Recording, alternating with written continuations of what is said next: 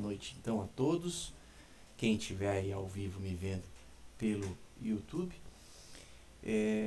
Nós vamos estar trabalhando a disciplina de modelagem de dados, né? Então eu deixei alguns exercícios para vocês fazerem aí, tá? Se tiver alguma dúvida, pode mandar lá no grupo do WhatsApp, tá bom? Eu vou estar esperando vocês e a gente vai ver aqui. Deixa eu só dar uma olhadinha aqui. Quem tiver dúvida, fale sobre a disciplina que eu tiro ao vivo, certo? Então vamos lá. É isso aí. Então vamos aqui pegar aqui o pessoal da turma aqui e vamos lá. Então, bom, a princípio eu pedi uns exercícios para vocês, que é para a gente desenvolver a questão da modelagem de dados, certo? O que é essa modelagem de dados? É a construção do banco de dados como um todo, certo? Só que é da parte mais estrutural do banco de dados. Então a gente não vai mexer com programação. Então, como a gente estava falando, né, até um pouco tempo atrás. Então vamos ver aqui, ó, o que a gente viu aqui anteriormente. Vamos lá? Anteriormente a gente viu a questão de fundamentos de bancos de dados, né? Vamos colocar aqui a nossa canetinha laser. Vimos sistema de gerenciamento sistema de banco de dados, o SGBD, o papel de ser humano no sistema, os níveis de abstração de dados e os modelos de banco de dados, tá? Aí nós vimos que era um dado. Um dado, então, na verdade, é um registro, uma informação que pode ser registrada fisicamente através de um papel, disco, computador, né? Então, quer dizer, é a menor parte de uma informação, tá? É aquilo que não tem sentido algum, tá bom? E informação. A informação já é o conjunto desses dados, que quando a gente faz esse interrelacionamento, eles não dão um sentido, certo? E um banco de dados? Então, um banco de dados, na verdade, ele é um conjunto de dados que reflete o mundo real, certo? Tudo aquilo que a gente está fazendo no nosso banco, que a gente precisa para trabalhar com o nosso banco, as informações vão estar armazenadas dentro dele. Então, ele é o que? Uma coleção de dados persistentes usada pelos sistemas de aplicação. Então, lá, qualquer sistema de informação que você for utilizar dentro da sua empresa, sendo ele um sistema de informação ou só um cadastro, um controle de contas, tudo, vão ter dados e informações dentro dele que você vai estar utilizando para manipular esses dados e informações para poder dar vida ao sistema. Ou seja, o negócio todo da empresa vai estar embutido ali dentro. Por quê? Porque você vai criar regras, né? Então, e aí a gente partiu um pouco para sistema de banco de dados. O que é um sistema de banco de dados? Ele tem 4 componentes, né? Dados, hardware, software e usuário. Tá? Alguns objetivos do sistema de banco de dados: isolar os detalhes mais internos do usuário, dar independência de dados às aplicações. O que é isso? Cada aplicação vai acessar o seu dado sem misturar com os outros, e prover o repositório de dados. Tá? Quais são as vantagens? Rapidez na manipulação e no acesso à informação, redução do esforço humano. Se você tiver relatórios grandes, você vai deixar de levar 3, 4 dias para fazer, para levar, sei lá, 10, 15 minutos para resolver, certo? Disponibilização de informação em tempo necessário, controle integrado de informações distribuídas, redução de redundância. O que é isso? Eu não vou ter a mesma informação várias vezes no meu banco de dados, tá? E compartilhar, saber distribuir esses dados como um todo, tá? E a aplicação automática de restrição de segurança. Esse ponto é um ponto muito importante. Vou até marcar ele aqui para vocês, ó. Por que ele é importante? Ele é importante porque se a aplicação, seu repositório de dados, você não conseguir colocar restrição de segurança, você tem um sério problema. Qual o problema? Das pessoas que não têm privilégio de acessar determinadas informações, se utilizarem disso e utilizarem isso de má fé, tá? Vamos dar continuidade. Também ele é chamado de SGBD, ele é formado por módulos de programas, fornece uma interface entre os dados de baixo nível e programas de aplicativo e manipula todos os acessos a objetos de banco de dados. Então, o sistema de gerenciamento de banco de dados é responsável por todas essas funções que a gente tem. Algumas outras tarefas: interação com o sistema de arquivos, que significa, se trabalhando com o sistema operacional Windows, qual é o sistema de arquivos que vai estar sendo utilizado para gerar a base de dados. Então, no caso do SQL Server, por exemplo, a gente tem lá o MDF e o LDF, né? Cumprimento de integridade, cumprimento de segurança, cópias de segurança, backup e recuperação. Ponto muito importante, por quê? Sem backup não tem como ter segurança nos dados. A gente não consegue ter essa segurança, por quê? Eu não tenho nenhuma cópia. Se eu perder meu banco de dados, eu não tenho cópia de nada, eu perco tudo que a empresa gerou. Então você imagina uma empresa de grande porte que trabalha com informações de pagamento, perde o banco de dados. Como que ela vai saber quem deve e quanto ela tem para receber? Né? É um exemplo bem simples. Né? Controle de concorrência e gerenciar tarefas executadas pelo banco de dados. Tá?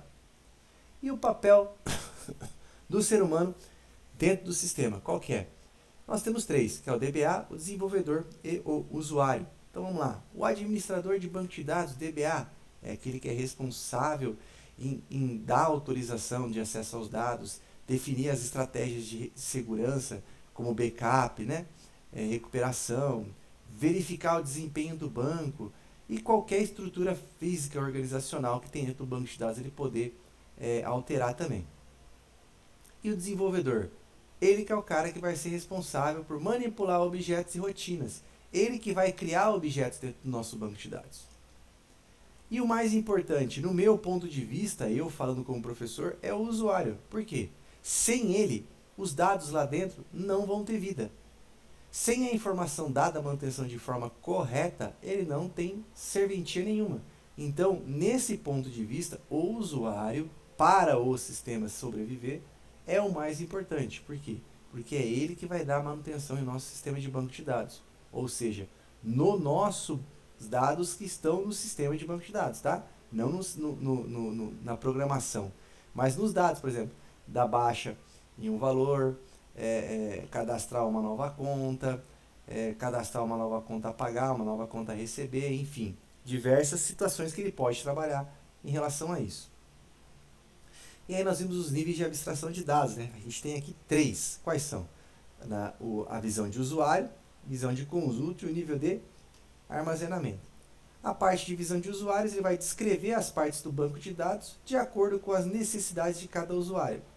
O nível de conjunto, ele descreve quais dados estão armazenados e seus relacionamentos. É onde a gente vai trabalhar com nossa disciplina de modelagem. Tá? É aqui que vai descrever o banco de dados, como ele vai funcionar, como está a regra de negócio da empresa. Tá? E a parte de armazenamento é como eles estão realmente armazenados, englobando as estruturas complexas de baixo nível. Certo? Então a gente vai ver um pouco do modelo de banco de dados. Quais foram os modelos que a gente vai ver? Dois modelos, conceitual e lógico. O conceitual, ele representa a realidade do ambiente do problema, aquilo que o cliente precisa, certo? E dentro desse conceito, desse modelo conceitual, a gente vai estar abordando um modelo de entidade e relacionamento, tá bom? Aqui a gente tem um exemplo de um modelo de entidade de relacionamento, onde eu tenho o empregado está alocado em um departamento e eu tenho características específicas para suas entidades e característica específica para quando há o relacionamento entre essas duas entidades. E o modelo lógico, ele descreve o quê? As estruturas, como elas estão realmente contidas no banco de dados de acordo com as possibilidades permitidas pela essa abordagem, certo? Por exemplo, modelo lógico de rede hierárquico e o relacional, que a gente vai estar utilizando logo depois que a gente vê o modelo conceitual.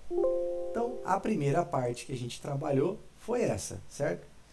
Aí, nós entramos numa segunda parte da nossa disciplina, que foi o quê?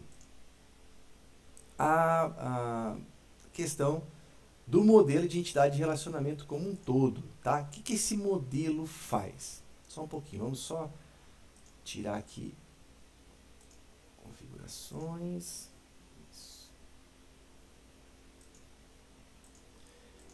Tá, vamos ver se tem alguma dúvida aqui. Se tem como habilitar o campo de comentário do YouTube. Cara, não tem como eu habilitar o campo de comentário no YouTube, porque o YouTube não me permitiu fazer isso ainda. Deve ser porque eu sou novato nessa área ainda, né? Se desculpa aí.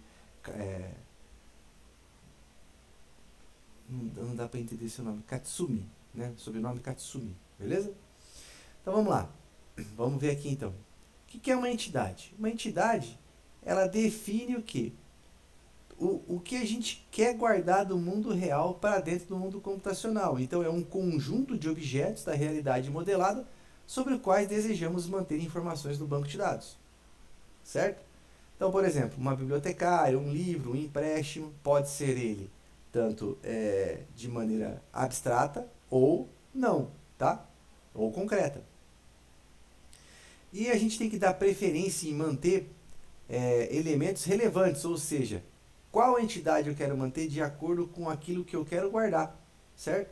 Então, por exemplo, eu estou montando um sistema aqui de nota fiscal. Guardar conta corrente não vai encaixar nesse quebra-cabeça aqui pra gente, né? Então não tem porquê, eu tenho que atuar em cima daquilo que é importante no nosso controle de estoque, tá bom? Como eu falei, ela pode ser representada por objetos concretos e abstratos, né? E a gente vai estar trabalhando simbolicamente ela com um retângulo nomeado. Esse nome que vai estar dentro é o nome que vai representar aquilo que a gente quer guardar. Tá bom? Vamos lá então. Vamos ver aqui.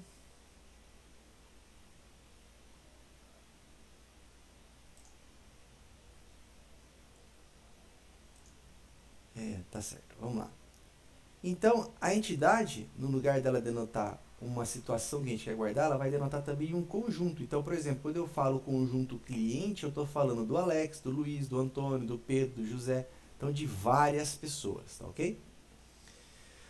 Então, como eu falei, nós vamos estar guardando com um retângulo, nomeado sempre com um substantivo. Então, por exemplo, aqui, ó, sendo que o empregado está alocado em um departamento. Quem está alocado em um departamento? Alocado aqui é o nosso verbo, né? Que a gente viu lá nas aulas de português, aquela análise sintática que a gente fazia, certo? É o empregado. O empregado está alocado aonde? Em um departamento. Eu quero guardar a informação de empregado e departamento. E o relacionamento? O que o relacionamento é?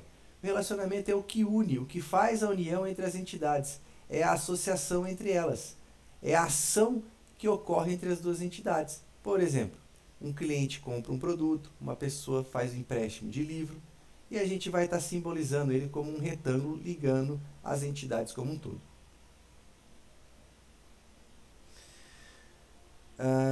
Aí nós chegamos naquele assunto que o pessoal fica mais lascado, que é a questão da cardinalidade, certo? Puxa, professor, por que essa cardinalidade é tão complicada assim? Na verdade, não é que ela é complicada, tá? Ela tem uma certa má impressão que as pessoas que é repassado por ela. Na verdade, é muito simples a gente ver isso aí. O que a cardinalidade é? Ela mostra o número de ocorrências que uma entidade pode ter com a outra.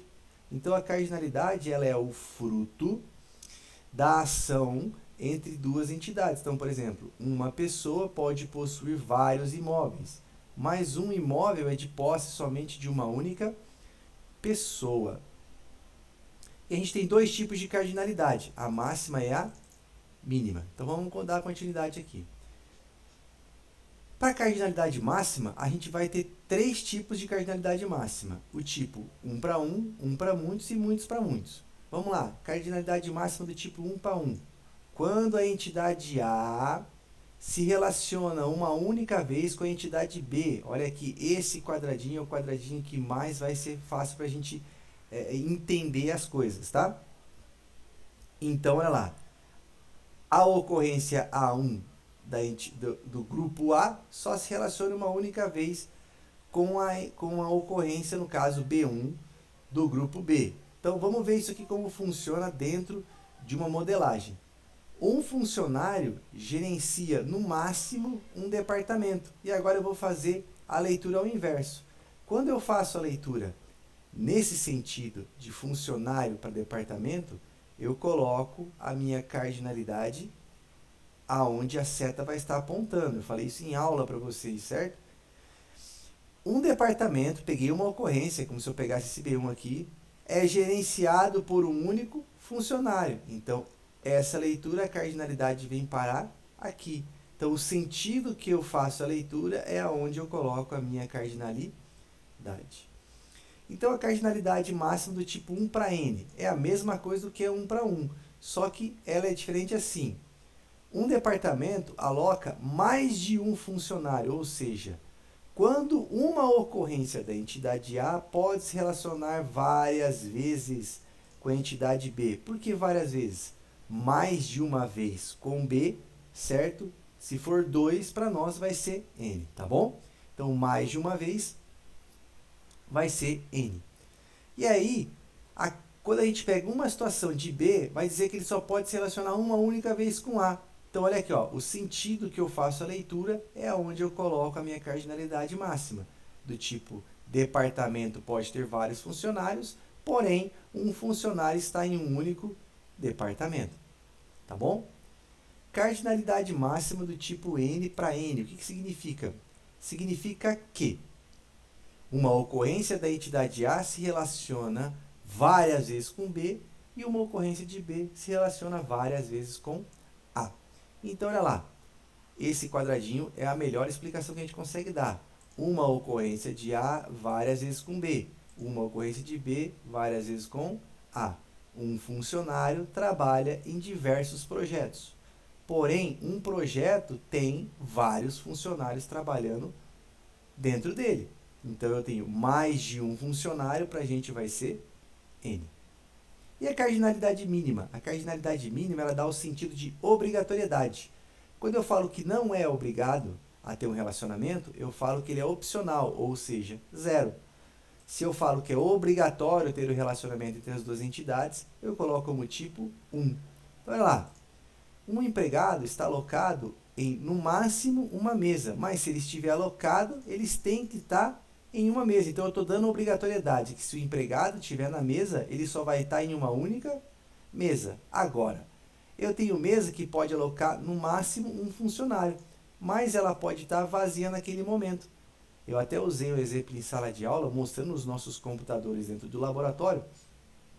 E no laboratório, eu mostrei assim, essa máquina, quantos alunos pode comportar? 1. Mas nesse momento tem alguém? Não, não tem. Então é o sentido que ela pode alocar no máximo 1, mas não precisa estar alocando ninguém naquele momento. Já o empregado, se ele tiver, ou melhor, o aluno, se ele estiver dentro do laboratório, ele tem que estar sentado em uma única máquina só para ele, tá bom? Bom, terminamos cardinalidade mínima. Aí partimos então para mais uma situação, que é o que? Os nossos atributos. Então, o que é um atributo? Um atributo é uma característica. É uma característica que vai fazer o quê? Que vai denotar algumas particularidades de uma entidade. Então, por exemplo, um funcionário ele é numerado, quer dizer, ele tem um número pelo seu CPF. Ele tem um nome, é datado com uma data de contratação e tem um tempo que pode ter até 2 telefones de contato. Olha lá, vamos ver como é que fica aqui. Eu tenho um funcionário que tem um CPF, que tem um nome, que tem uma data de contratação, um tempo de serviço e um telefone de contato. Então, o atributo ele é o quê? Ele é aquilo que eu desejo guardar da minha entidade. Se eu quero guardar alguma característica, quais são os dados que eu quero guardar da minha entidade naquele momento, certo? Então, isso a gente vai dar o nome de atributo. Mas vamos lá, a gente tem mais coisa para ver. Então, o atributo ele pode ter 3 tipos, ó: composto, multivalorado e determinante. Então lá, o atributo composto ele é dividido em partes, ou seja, eu tenho uma característica que pode ter características ligadas a ela.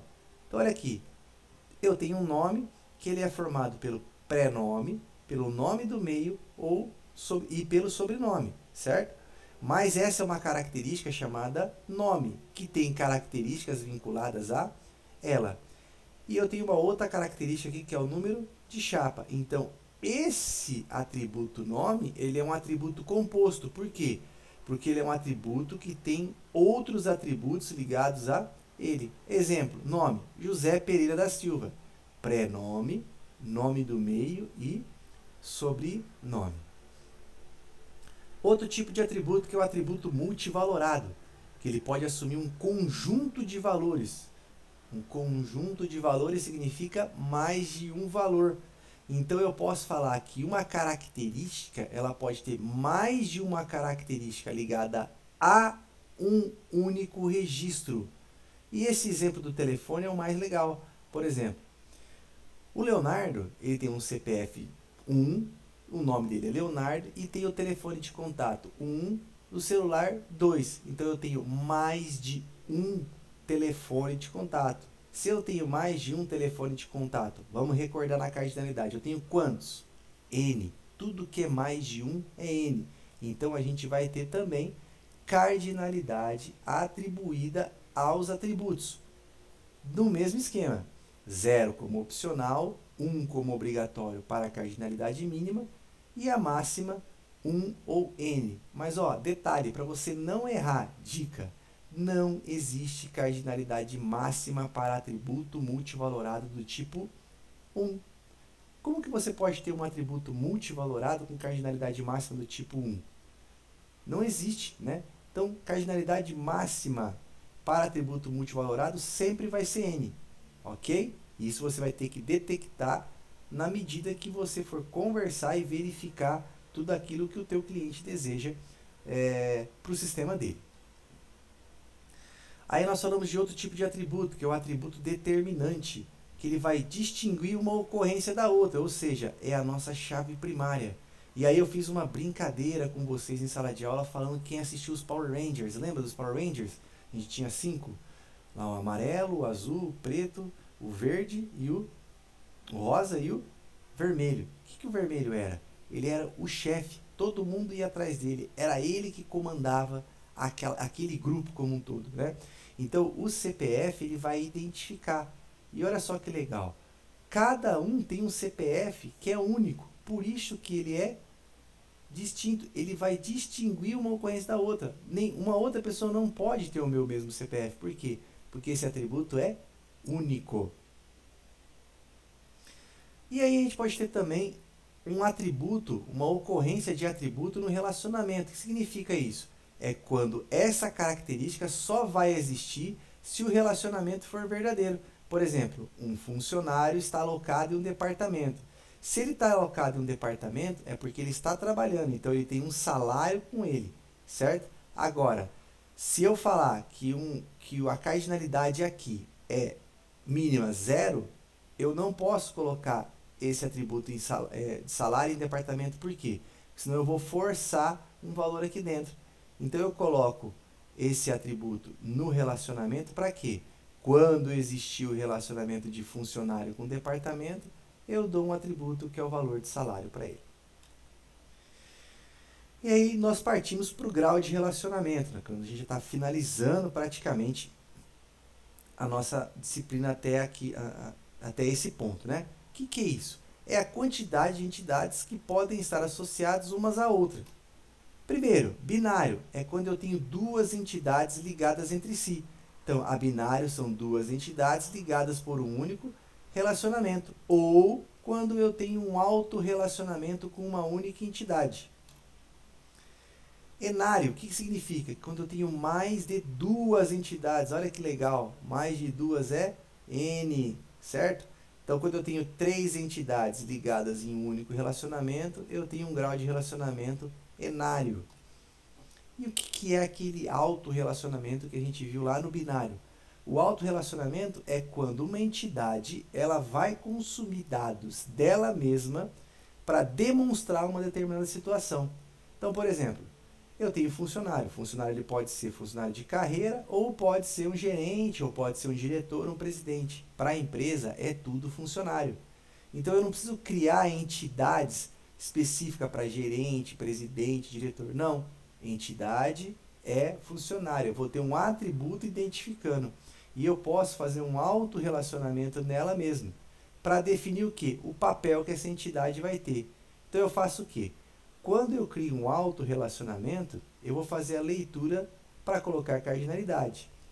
E dessa maneira eu vou fazer assim, olha lá. Um funcionário gerencia vários outros funcionários. Então, eu estou falando de subordinados. Aí eu vou nomear qual é esse relacionamento aqui, tá? Um subordinado é gerenciado por um único gerente. Então eu vou colocar o nome aqui. A representação do autorrelacionamento é dessa maneira que a gente tem que fazer, tá ok? Na medida que eu leio para colocar A minha cardinalidade é onde eu vou colocar o sentido daquela cardinalidade. Se eu faço a leitura, eu coloco o sentido e a cardinalidade dela. Bom, o relacionamento ternário, vamos entender o que é. Vamos dar uma olhada nesse diagrama que a gente tem aqui embaixo. Um fornecedor fornece para o projeto usa material, o fornecedor vende o material. O que a gente conseguiu perceber aqui? Nós conseguimos perceber que as entidades fornecedor, vou até grifar aqui para a gente ver, ó. Fornecedor, projeto e material, todas elas conversam entre si. O fornecedor com o projeto com material e o material com o fornecedor.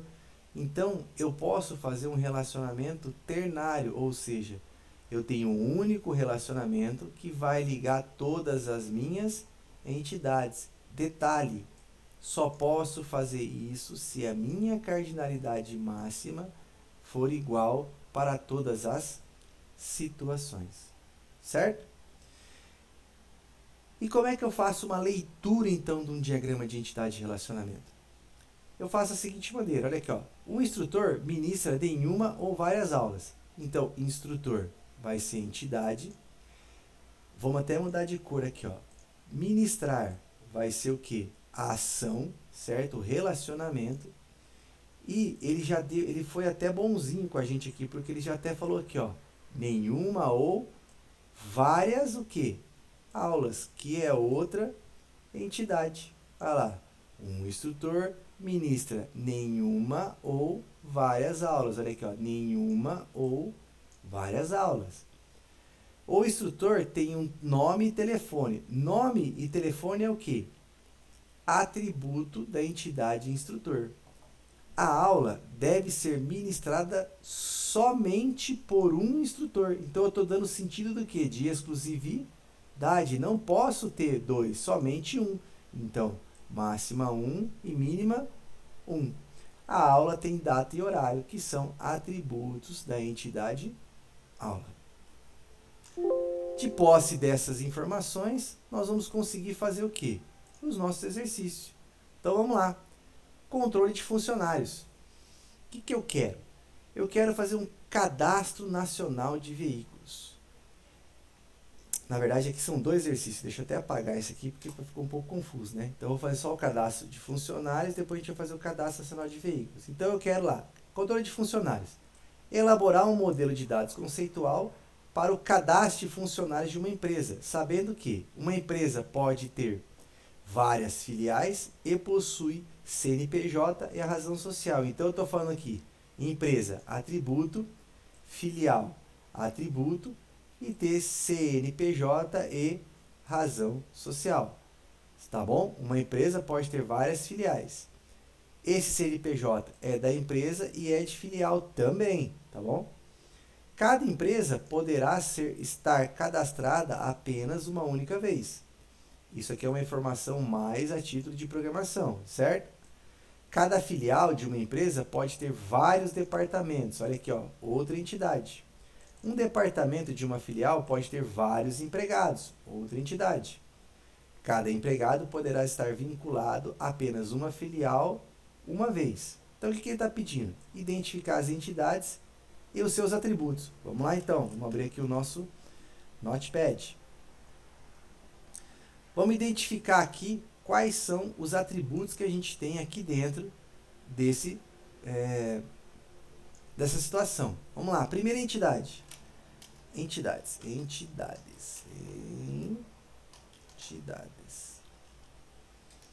Empresa, certo? Vamos abrir um parênteses aqui. Parênteses não. Vamos colocar aqui os atributos de empresa. Quais são os atributos que a gente conseguiu detectar?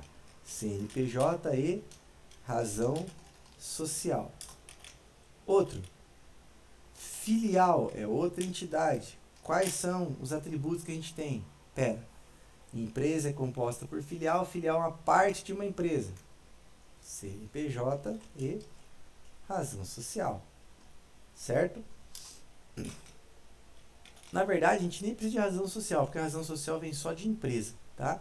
Mais pra frente, quando for refinar, a gente vai ter outras situações de atributo que a gente vai estar explorando. Mas aqui, vamos obedecer o que está dizendo só aqui, tá bom? Falou de departamentos, certo? O que mais?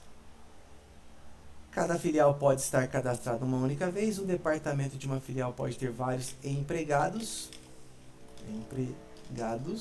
Certo? E o empregado pode estar vinculado a uma filial uma única vez. Então, o que a gente conseguiu detectar foi isso, tá? Essas são as entidades. E agora? Identificar os relacionamentos e seus atributos. Bom, vamos lá. Vamos tirar aqui se tem algum. Quais são os relacionamentos que a gente tem? Vamos colocar aqui, ó. Relacionamentos. Isso aqui é mais por questão de você já ir se familiarizando e vendo a melhor maneira possível de você trabalhar com essa parte, tá bom? Vamos lá. Deixa eu só dar uma olhadinha aqui. Quais são os relacionamentos, então? Empresa com filial, certo? O que mais? Aí nós vamos ter também, empresa pode estar cadastrada uma vez, a filial pode ter filial com departamento, departamento com empregado e só, né? O empregado pode estar filial, tá? O empregado pode estar vinculado a uma filial uma única vez. Eu não vou fazer isso por quê? Porque a gente tem uma herança aqui de departamento com filial, ó, filial com departamento com empregado. Então, quando eu sei qual departamento que o empregado está, eu vou saber qual é a filial também que ele está e qual a empresa que ele está. Vamos construir o diagrama? Vamos lá. Vamos abrir com o nosso BR modelo, certo? Vamos ver o que a gente tem que fazer aqui, então. Eu vou colocar aqui para o lado, só para que eu possa ir lendo e fazendo com vocês, tá? Vamos lá, vamos fazer uma entidade aqui. A primeira entidade que a gente tem é a entidade empresa. Clica nela aqui, empresa. Tá bom? E vou ter também a entidade filial. Filial. Então, uma empresa, vamos fazer um relacionamento aqui já? A empresa, ela tem filial, certo? Vamos só fazer isso, depois a gente mexe com cardinalidade, tá? Se tiver toque, vai deixar tudo retinho, que nem eu, né? A gente vai fazer assim para ficar bem bonito, beleza? O que mais que a gente precisa fazer aqui? Cada empresa pode estar cadastrada uma única vez, cada filial de uma empresa pode ter vários departamentos. Outra entidade, departamento. Uma filial com departamento. Aqui e aqui, certo? Então, a filial possui departamentos, certo? E o departamento pode ter vários empregados. Vou colocar aqui um empregado. Então, o departamento tem empregado. Ó, notem que eu não fiz a junção de empregado com filial, porque eu já tenho um relacionamento que vai estar atuando aqui, tá? Alocado. Vamos colocar alocado para ficar bem legal? Então, vamos lá. Atributos de empresa. Qual é o atributo de empresa que eu tenho aqui? CNPJ e...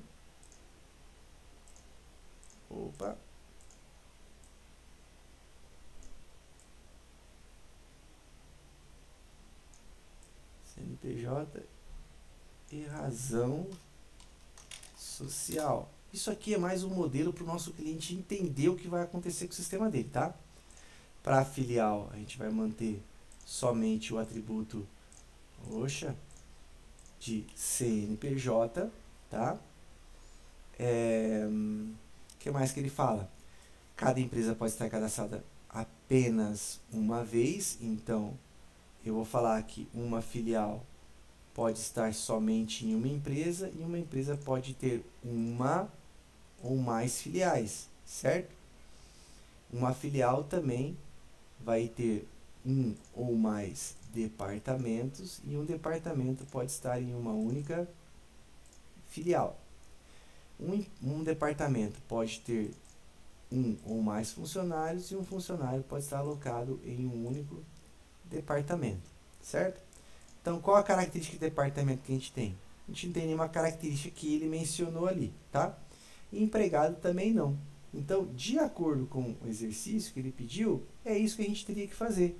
Por quê? Eu não tenho. Agora, vamos fazer o seguinte, para aqueles que têm atributo, qual desses dois atributos para a empresa que é o de maior relevância? CNPJ. Por quê? Porque ele não muda, certo? O CNPJ ele vai ser sempre único para cada empresa. Então, eu vou colocar tanto para a empresa, como para a filial, como atributo determinante. Vamos criar aqui uns atributos para empregado, então, só para a gente ter aqui alguma coisa, né, para ficar uma modelagem mais bonitinha. CPF, a gente vai colocar ele como atributo determinante. E vamos colocar pelo menos aí um nome, certo? Nome. Ah, professor, vamos colocar o telefone, um atributo multivalorado. Vamos sim. Olha lá. Atributo multivalorado. Telefone. Tem que ter no mínimo um e mais de um telefone. Tá aqui, ó, cardinalidade máxima, tá vendo? Vou indicar como N, certo? Para departamento, vamos fazer a mesma coisa. Vamos colocar aqui o código do departamento. Pode ser? O pessoal gosta de falar do ID, né? Então, vamos lá. Código departamento, certo? Esse vai ser o nosso atributo determinante. Então, é esse aqui o primeiro exercício, que é um cadastro de funcionários, tá? Então, eu vou salvar ele aqui para a gente posteriormente entregar essa correção para vocês, tá bom? Vamos lá, então. Próximo exercício que a gente tem. O próximo exercício que a gente tem aqui é o Cadastro Nacional de Veículos. Vamos lá. Deixa eu ver se tem alguma dúvida aqui. Não, nenhuma. Tá ok. Beleza. Vamos lá. Deixa eu ver. Não. Tá. Beleza.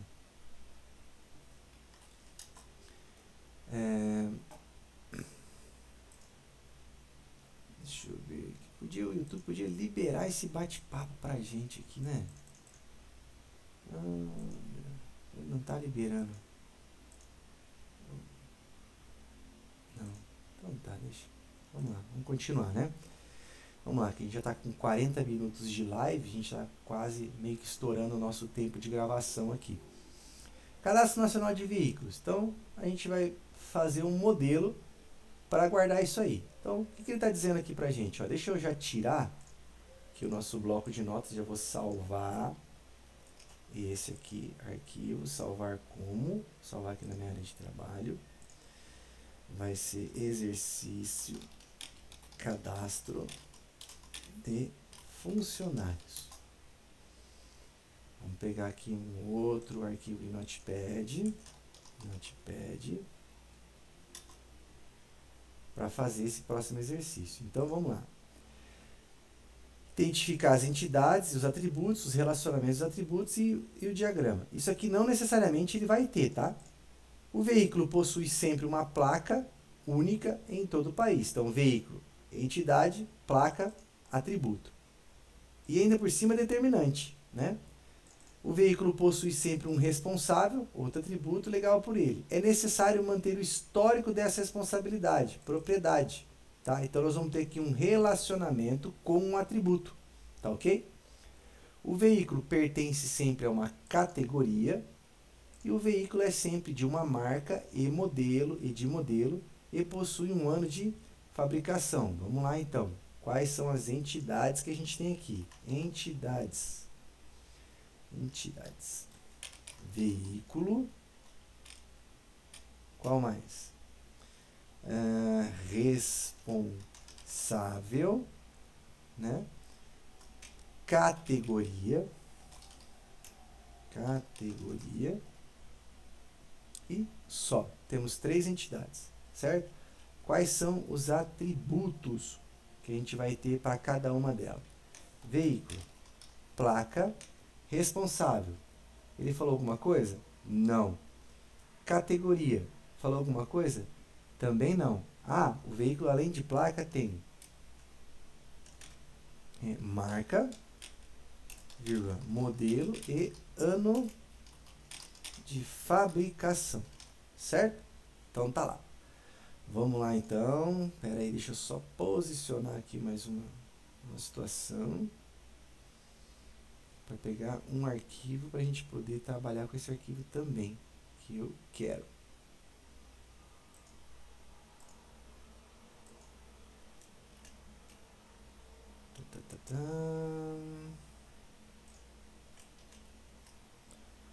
Bom, deixa eu ver se tem alguma dúvida aqui. Não, pessoal, tem que tirar dúvida, hein? Pessoal da engenharia da computação aí. Vamos lá, né? Qual que é então os atributos que a gente tem? O relacionamento que a gente vai ter aqui então. O relacionamento de veículo com responsável, né? Relacionamento veículo com responsável. O que mais? Veículo com categoria. Só isso. 2 relacionamentos com 3 entidades. Vamos construir? Vamos construir. Vamos lá. Selecionar tudo isso aqui, vou apagar. Primeiro relacionamento, primeira entidade, quer dizer, veículo com responsável. Responsável. Certo? Então, o veículo tem responsável. Beleza. Aqui. Vou só colocar aqui bem bonitinho para ficar bem apresentado. Tem, né? O veículo possui sempre um responsável, é necessário manter o histórico dessa responsabilidade. Legal. Então, a gente tem responsável? Tem. Então, a gente vai ter que ter um atributo para ele, vamos colocar CPF, tá? E eu vou falar que o veículo tem o atributo placa. Qual outro atributo que ele vai ter? O atributo marca.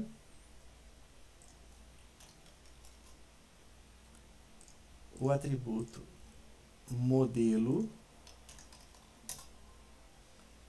e o atributo ano de fabricação. Ano de fabricação. Vamos colocar ele para cá. Olha aqui, ó. Placa, modelo, marca e ano de fabricação. Nossa, ele vai tirando tudo aqui, a gente tenta arrumar certinho, mas não dá certo, né? Mas tá bom, dá para entender já. Certo? Olha lá, que bacana.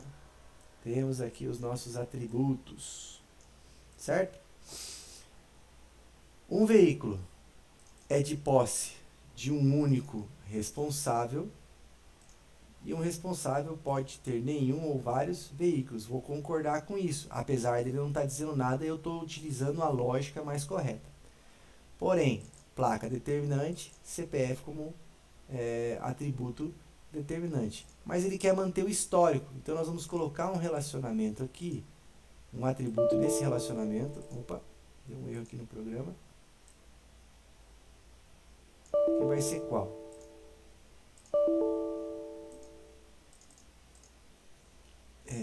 CPF proprietário, certo? E vamos colocar mais um atributo aqui. Esse erro do que o BR modelo dá é normal, tá, pessoal? Não fica muito impressionado, não.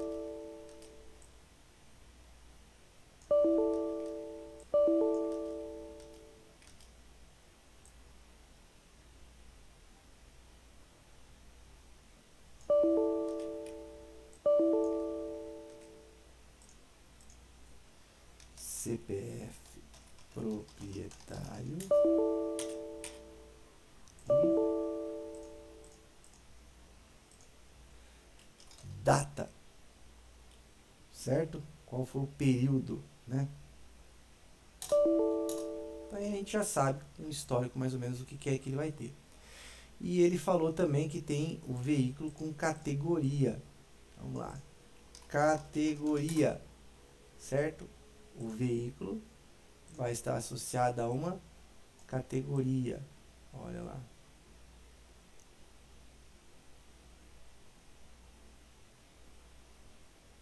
Ai, que ruim, né?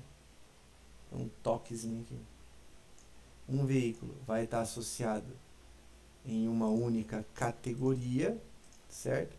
E uma categoria pode ter nenhum ou vários veículos associados a ela. Poxa. Né? Está. Né? Só que ele não deu nenhuma característica de categoria para a gente. O que a gente vai fazer? Vamos criar uma característica que a gente possa identificar a categoria, certo? O que a gente vai fazer aqui? Categoria. Código categoria. Essa é a nossa chave primária, tá? E uma descrição. Descrição. Certo? Então ali, eu tenho o quê? Eu tenho aqui um sisteminha bem simples, é óbvio que a gente vai ter que refinar ele mais um pouco, certo? Para Cadastro Nacional de Veículos. Então, essa foi as duas correções que eu deixei para você, aí para que você possa ter feito nesse período que a gente está fazendo essas aulas online dessa maneira assim. Eu espero ter ajudado vocês em alguma coisa. Esse vídeo também vai estar lá no meu canal no YouTube, tá? Vocês podem tirar dúvida. E no nosso Classroom também você pode tirar qualquer tipo de dúvida, beleza? Então tenha uma boa noite, um bom dia, uma boa tarde, não sei a hora que você vai estar vendo esse vídeo. E tudo de bom para você.